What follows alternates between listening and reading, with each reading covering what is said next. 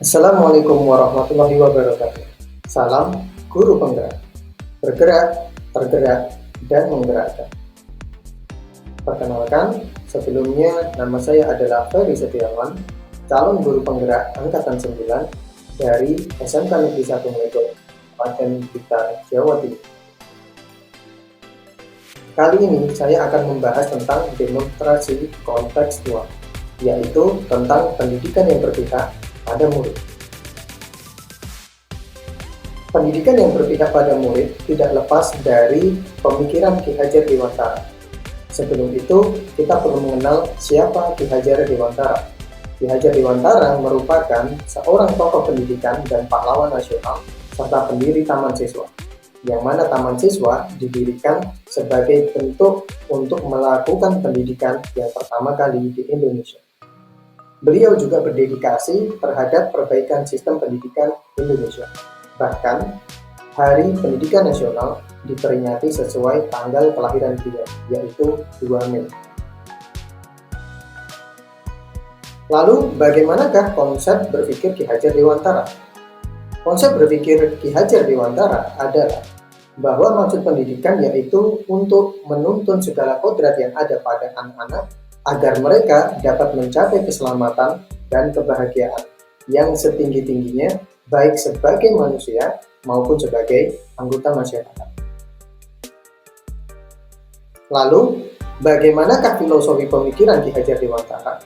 Bahwa yang pertama, filosofinya adalah menuntun.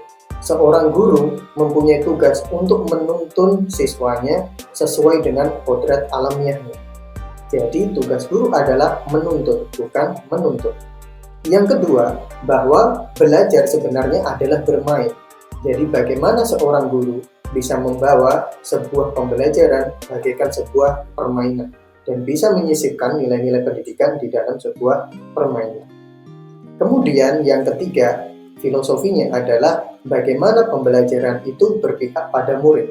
Artinya, kita melakukan pembelajaran sesuai dengan karakter dan kodrat dari murid masing-masing murid. Sehingga tidak ada lagi pemaksaan-pemaksaan berdasarkan cara berpikir guru, tetapi sesuai dengan kodrat alam dari murid itu sendiri. Yang keempat, bahwa murid sebenarnya bukanlah kertas kosong yang bisa kita rubah seenaknya. Murid sebenarnya adalah gambaran-gambaran atau garis-garis halus yang perlu kita pertebal potensi-potensinya sesuai dengan kodratnya. Harapannya adalah nantinya murid bisa memiliki intelektual atau pengetahuan sehingga dengan semua keintelektual itu, dengan semua konsep itu akan melahirkan budi pekerti pada diri murid. Kita tentunya masih ingat 3 semboyan yang biasanya diajarkan di dunia pendidikan, yaitu yang pertama bahwa ing ngarsa sing tulodo. Ing ngarsa sing tulodo, yaitu artinya guru harus bisa memberikan keteladanan atau contoh kepada murid. Yang kedua, bahwa ing madya mangun karso, guru harus bisa membangkitkan semangat atau kemauan murid. Dan yang ketiga, tutwuri handayani, bahwa guru harus bisa memberikan dorongan atau arahan atau motivasi kepada murid. Lalu, bagaimanakah strategi pendidikan yang berpihak pada murid? Yang pertama, tentulah adalah merdeka dalam belajar. Yang kedua, berpikir kreatif dan inovatif. Dan yang ketiga, kita harus menyesuaikan kodrat zaman dari murid-murid kita. Jika sekarang memang harus menggunakan teknologi, maka kita perlu memberikan dukungan untuk bagaimana teknologi itu bisa membantu untuk mencerdaskan anak murid kita. Sehingga dengan strategi ini diharapkan murid bisa memaksimalkan potensinya, sudah tidak tepat menggunakan strategi pembelajaran yang menggunakan teacher center. Sekarang eranya bagaimana kita berpihak pada murid untuk melaksanakan pembelajaran student center. Bagaimanakah penerapan pemikiran Ki Hajar Dewantara? Penerapan pemikiran Ki Hajar Dewantara berdasarkan pada konteks diri dan sosial budaya. Yang pertama di kelas, bisa dalam bentuk belajar berkolaborasi, student center, tutor sebaya, praktikum berbasis kondisi nyata. Berikut adalah contoh-contoh hal-hal yang ada di sekolah kami, yaitu berupa pembelajaran yang ada di kelas.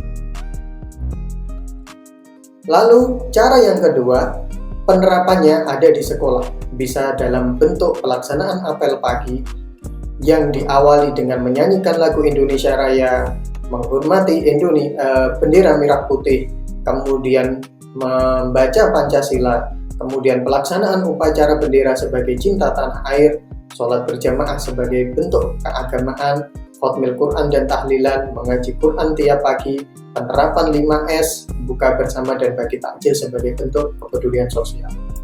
Dan berikut adalah pengembangan karakter, beberapa contoh pengembangan karakter yang ada di sekolah kami.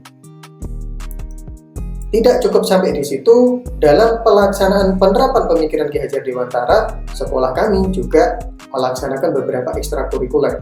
Sebenarnya ada banyak ekstrakurikuler di sekolah kami, kurang lebih ada total 15 ekstrakurikuler yang mana berada di bidang ekstra sesuai jurusan, karena jurusan kami, sekolah kami adalah SMK, ekstra olahraga, ekstra seni, maupun ekstra organisasi. Dan berikut adalah contoh-contoh ekstrakurikuler yang ada di sekolah. Lalu, penerapan pemikiran Ki Hajar Dewantara ini tentunya pasti mengalami permasalahan. Yang pertama, pada guru, belum semua guru memahami dan menerapkan praktek belajar berpihak pada murid. Sedangkan pada siswa, beberapa siswa masih rendah motivasinya dalam melaksanakan program sekolah yang terkait dengan pengembangan diri dan karakter. Dan permasalahan yang ketiga ada di wali siswa, bahwa masih minimnya pemahaman beberapa wali siswa bahwa pendidikan sebenarnya harus dimulai dari keluarga. Lalu bagaimana solusinya? Untuk menerapkan berpihak pada murid, maka yang pertama menggunakan metode pembelajaran yang bervariatif, sehingga memudahkan guru untuk menggali potensi-potensi siswa sesuai dengan kodrat alam. Guru harus senantiasa mengembangkan diri dengan mengikuti diklat dan mengikuti perkembangan zaman yang ada untuk memunculkan potensi siswa. Guru harus senantiasa memberikan teladan kepada murid, dan yang terakhir, wali siswa harus diberi pemahaman bahwa pentingnya peran orang tua dalam pendidikan. Demikian yang dapat kami sampaikan tentang pembelajaran berpihak pada murid. Salam guru penggerak, bergerak, tergerak, dan menggerakkan. Terima kasih. Wassalamualaikum warahmatullahi wabarakatuh.